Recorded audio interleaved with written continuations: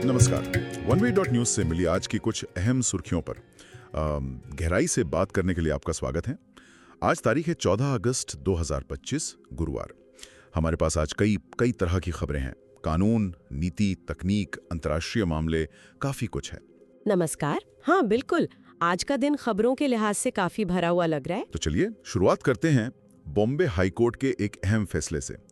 Court ने यह साफ किया है कि आधार कार्ड, पैन कार्ड या वोटर आईडी ये अपने आप में नागरिकता का कोई पक्का सबूत नहीं है। हाँ, ये एक बहुत जरूरी स्पष्टीकरण है क्योंकि अक्सर इन दस्तावेजों को लेकर भ्रम रहता है। सही कहा।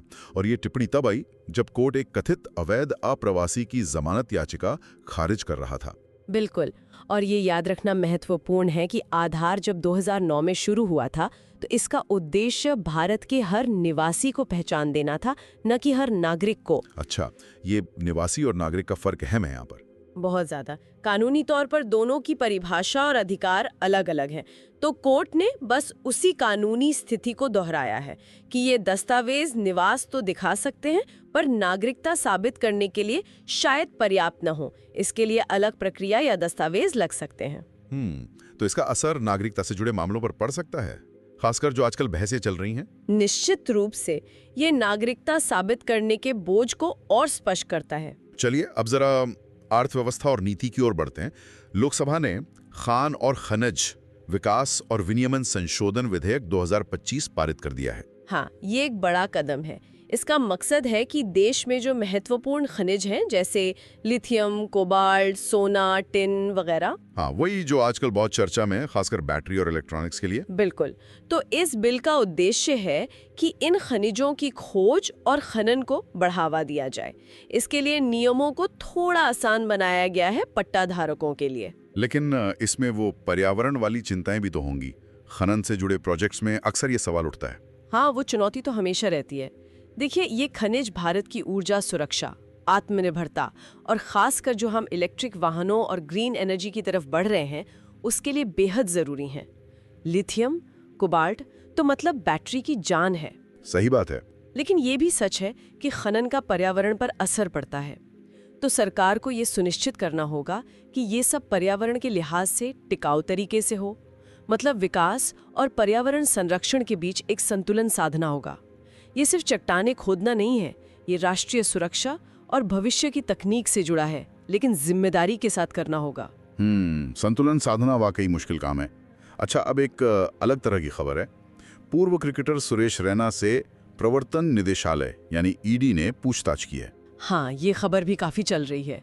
ये पूछताछ एक मनी लॉन्ड्रिंग मामले से जुड़ी है और इसमें एक ऑनलाइन सट्टेबाजी ऐप 1xBet का नाम आ रहा है। ओहो, सट्टेबाजी ऐप। और सुरेश रैना का इसमें क्या रोल हो सकता है? देखिए, अभी जांच चल रही है तो कुछ पक्के तौर पर कहना मुश्किल है, लेकिन खबरों के मुताबिक मामला ये हो सकता है कि रैना ने शायद इस ऐप को एंडोर्स किया हो या किसी तरह से जुड़े रहे हों। ईडी इसी एंगल से जांच कर रही है।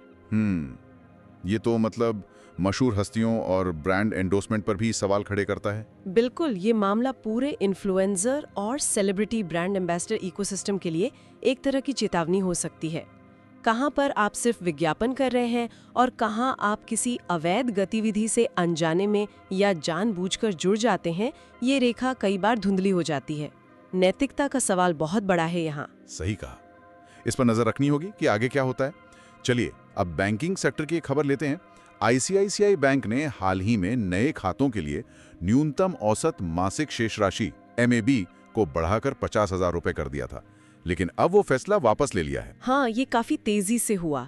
बैंक ने पहले मैप बढ़ाया, लेकिन ग्राहकों की तरफ से खासकर सोशल मीडिया पर इतनी ज्यादा आलोचना हुई, इतना विरोध हुआ कि उन्हें अपना फैसला पलटना पड़ा। अच्छा, ग्राहकों की सुनी गई। बिल्कुल, उन्होंने अब इसे संशोधित करके वापस 15,000 रुपए कर दिया है। ये एक तरह से आम ग्राहक या कह सकते हैं आम नागरिक के लिए एक जीत है। दिखाता है कि अगर लोग एकजुट होकर आवाज उठाएं तो बड़ी कंपनियां भी सुनने को मजबूर हो सकती हैं। सोशल मीडिया की ताकत यहाँ साफ दिखी। वाकई ये दिलचस्प है। बैंकिंग जैसे सेक्टर में भी ग्राहक की आवाज इतनी मायने रखती है। हाँ, पहले ऐसा कम देखने को मिलता था, लेकिन अब जमाना बदल गया है। चलिए अब थोड़ा देश के सुरक्षा परिदृश्य पर आते हैं। स्वतंत्रता दिवस यानी 15 अगस्त नजदीक है और जम्मू कश्मीर में सुरक्षा व्यवस्था काफी कड़ी कर दी गई है। हाँ, ये हर साल होता है। स्वतंत्रता दिवस और गणतंत्र दिवस के आसपास जम्मू कश्मीर में सुरक्षा के इंतजाम बहुत बढ़ा दिए जाते हैं ताकि समारोह शांतिपूर्वक संपन्न हो सके। इस बार भी वैसा ही है। अतिरिक्त सुरक्षा बल तैनात किए गए हैं, चेकिंग बढ़ गई है। ये एक तरह का वार्षिक अनुष्ठान बन गया है वहाँ के लिए। बिल्कुल, और ये वहाँ की जमीनी हकीकत को भी दिखाता है। अनुच्छेद 370 हटने के बाद ये लगातार छठा स्वतंत्रता दिवस होगा। माहौल संवेदनशील रहता है, इसलिए प्रशासन कोई जोखिम नहीं लेना चाहता। ये दिखाता है कि सामान्य स्थिति बहाल करने में अभी भी चुनौतियां हैं। उम्मीद करते हैं सब शांति से निपट जाए। अब दक्षिण भारत चलते हैं, कर्नाटक। वहाँ धर्मस्थल मंदिर के भक्तों ने बड़े पैमाने पर विरोध प्रदर्शन किया है। हाँ, ये मामला भी ध्यान खींच रहा है। भक्त इस बात से नाराज हैं कि सोशल मीडिया पर मंदिर और उसके प्रमुख वीरेंद्र हेगड़े के बारे में कथित तौर पर गलत सूचनाएं और अपमानजनक टिप्पणियां फैलाई जा रही हैं। अच्छा, किस तरह की गलत सूचना? ये मामला थोड़ा जटिल है। इसका संबंध उस इलाके में हाल ही में सामने आई सामूहिक कब्रों की जांच से भी जोड़ा जा रहा है। प्रदर्शनकारी मांग कर रहे हैं कि ऐसी अफवाहें फैलाने वालों के खिलाफ सख्त कार्रवाई की जाए। ये आस्था, राजनीति और सोशल मीडिया के गठजोड़ का एक संवेदनशील मुद्दा बन गया है।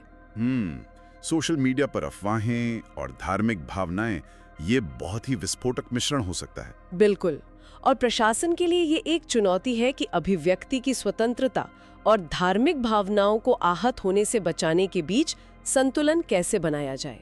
सही है। अब एक खबर मौसम और तीर्थ यात्रा से जुड़ी।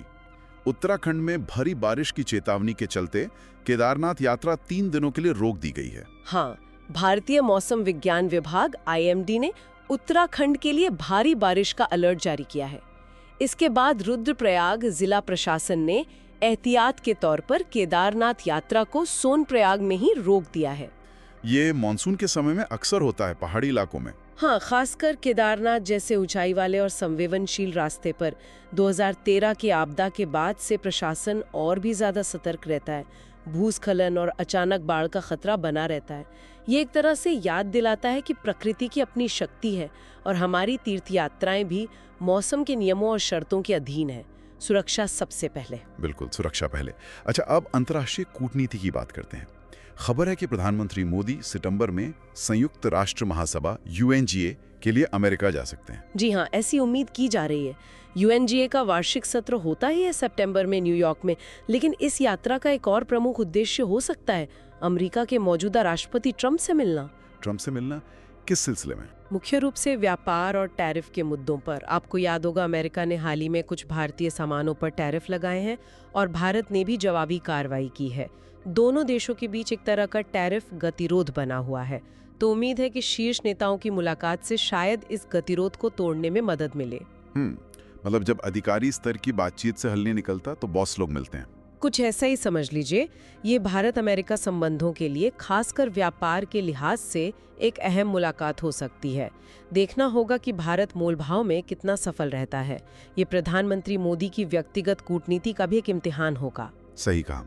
अब वापस भारत आते हैं और एक सरकारी योजना की बात करते हैं। सरकार ने पोषण 2.0 योजना के तहत लाभार्थियों के लिए आधार आधारित चेहरे की पहचान, फेशियल रिकॉग्निशन को अनिवार्य कर दिया है। हाँ, ये एक महत्वपूर्ण बदलाव है। पोषण 2.0 जो पहले की पोषण अभियान का नया रूप है, बच्चों, गर्भवती महिलाओं और स्तनपान कराने वाली माताओं में कुपोषण को दूर करने की एक प्रमुख योजना है। तो अब इसमें चेहरे की पहचान क्यों जरूरी कर दी गई है?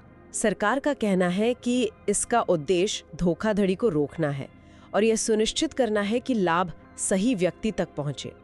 प्रक्रिया ये होगी कि एक बार आधार EKYC करना होगा और फिर हर महीने लाभार्थी को अपनी पहचान सत्यापित करने के लिए चेहरे की पहचान वाली तकनीक का इस्तेमाल करना होगा।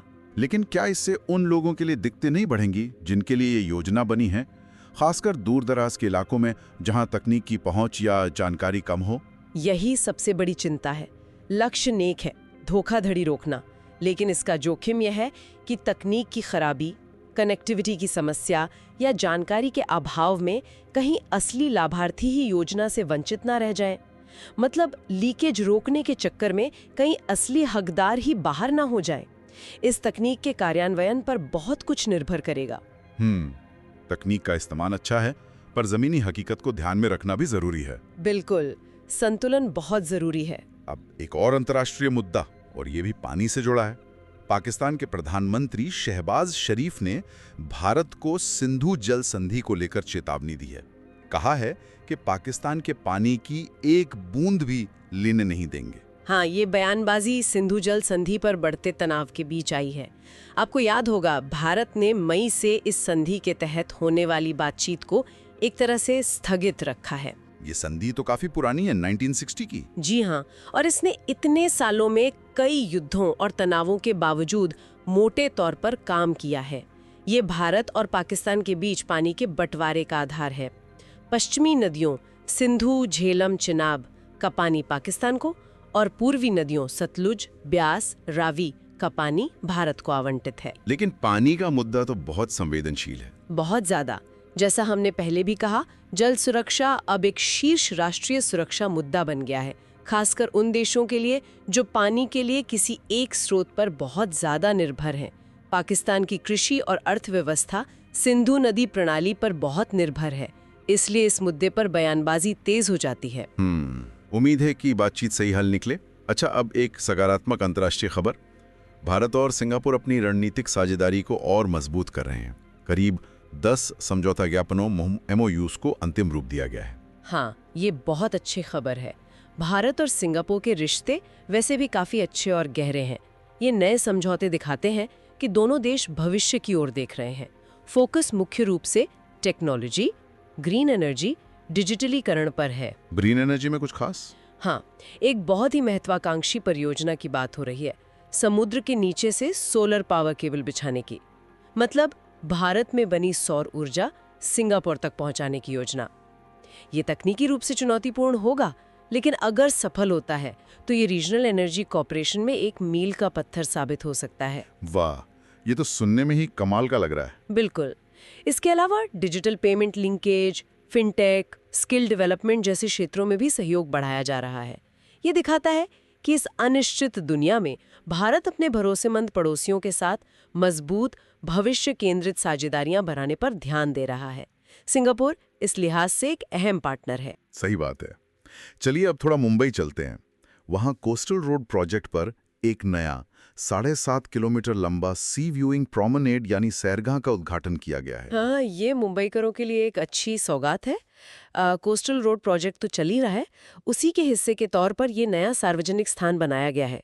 मरीन ड्राइव जैसा ही, लेकिन नया और शायद ज्यादा लंबा। इससे शहर के लोगों को घूमने फिरने, ताज़ी हवा लेने के लिए एक और अच्छी जगह मिल गई। बिल्कुल। मुंबई जैसे घनी आबादी वाले शहर में सार्वजनिक स्थानों, खासकर समुद्र किनारे, का बहुत महत्व है।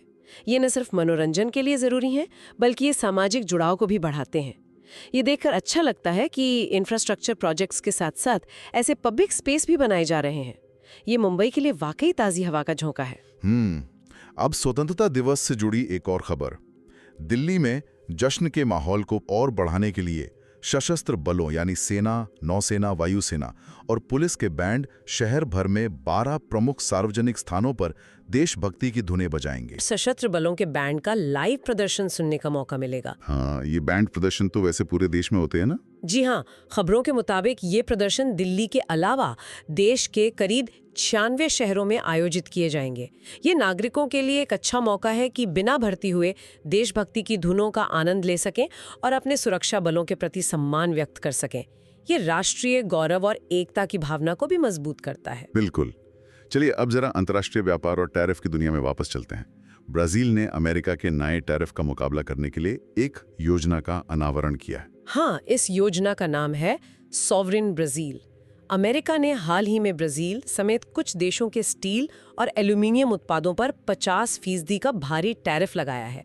इससे ब्राजील के निर्यातकों को काफी नुकसान हो रहा है। तो ब्राजील सरकार उनकी मदद कैसे कर रही है? क्रेडिट और समर्थन पैकेज घोषित किया है।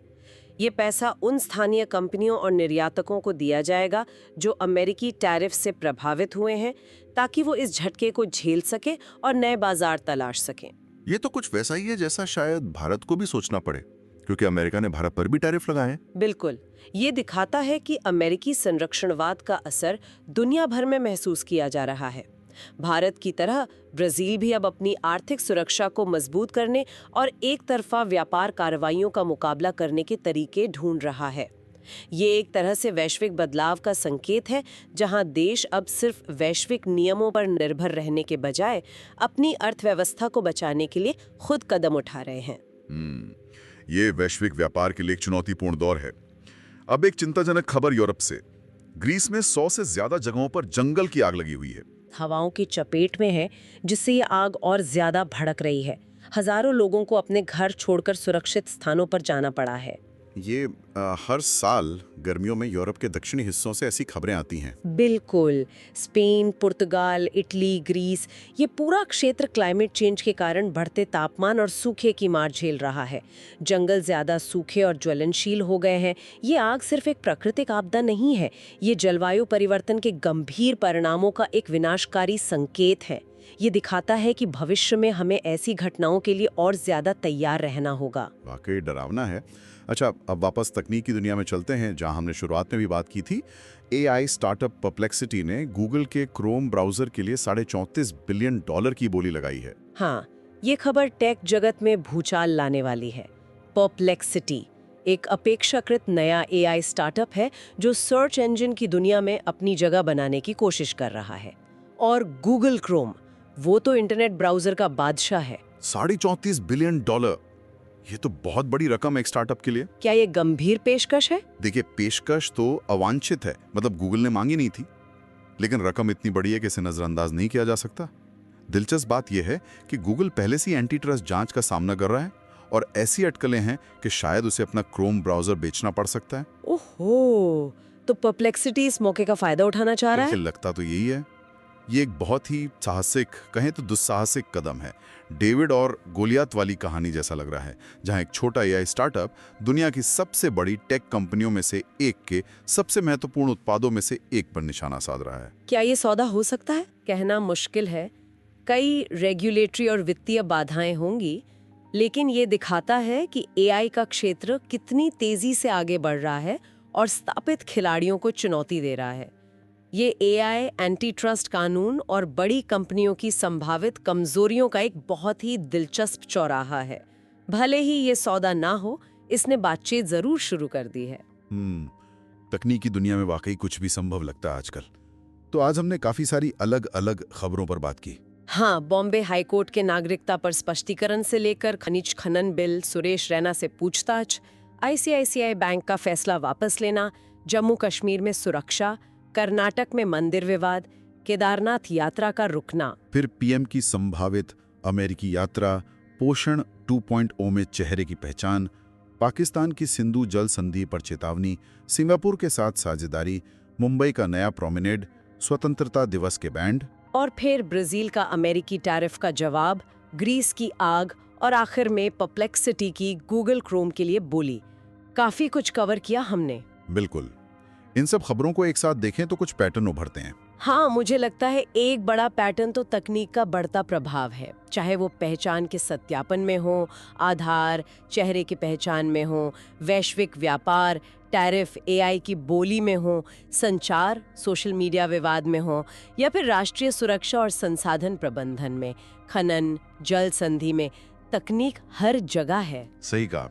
और दूसरा शायद बढ़ती हुई अनिश्चितता और बदलाव की रफ्तार है। बिल्कुल, चाहे वो जलवायु परिवर्तन हो, ग्रीस की आग, केदारनाथ, या भू राजनीतिक, भारत पाक, भारत अमेरिका, भारत सिंगापुर, या फिर घरेलू नीतियां, खनन बिल, पोषण 2.0, दुनिया बहुत तेजी से बदल रही है। तो आज की इन तमाम सुर्खियों से एक अहम सवाल ये उठता है कि हम इन शक्तिशाली तकनीकों और बदलते हालात का इस्तेमाल समाज की भलाई के लिए कैसे करें और साथ ही उनके जोखिमों का प्रबंधन कैसे करें। हाँ, ये आज का सबसे बड़ा सवाल है। संतुलन कैसे साधा जाए विकास और पर्यावरण के बीच, सुरक्षा और नागरिक अधिकारों के बीच, नवाचार और नैतिकता के बीच। हमें पूरी उम्मीद है कि आज की इस बातचीत से, जहां हमने सिर्फ तथ्यों को सामने रखने की कोशिश की, बिना किसी झुकाव के, श्रोताओं को दिन की घटनाओं की अपनी एक स्पष्ट समझ बनाने में मदद मिली होगी। और इस तरह की सीधी राय मुक्त खबरें आप तक पहुंचाने की हमारी क्षमता आप जैसे श्रोताओं पर निर्भर करती है। अभी तो ये सब मुफ्त है, तो इसे शेयर जरूर करें। अगर आप हमें समर्थन देना चाहते हैं तो www.one read news पर सब्सक्राइब करने पर विचार करें। आपका समर्थन हमें स्वतंत्र रहने में मदद करता है, और अगर आपको लगता है कि दूसरों को भी एक शांत, स्पष्ट समाचार स्रोत से लाभ होगा तो इसे अपने दोस्तों और परिवार के साथ साझा जरूर करें। आज हमारे साथ जुड़ने और सुनने के लिए आपका बहुत बहुत धन्यवाद। इस पॉडकास्ट को हर सुबह 8 बजे सुनने के लिए हमें स्पॉटिफाई और यूट्यूब पर फॉलो करें। हम कल सुबह 8 बजे फिर मिलेंगे, कुछ और ताज़ा सुर्खियों और उनके विश्लेषण के साथ। तब तक अपना ख्याल रखें, मुस्कुराते रहें और इस दुनिया को सबके लिए बेहतर जगह बनाने की कोशिश करते रहें। नमस्कार। नमस्कार।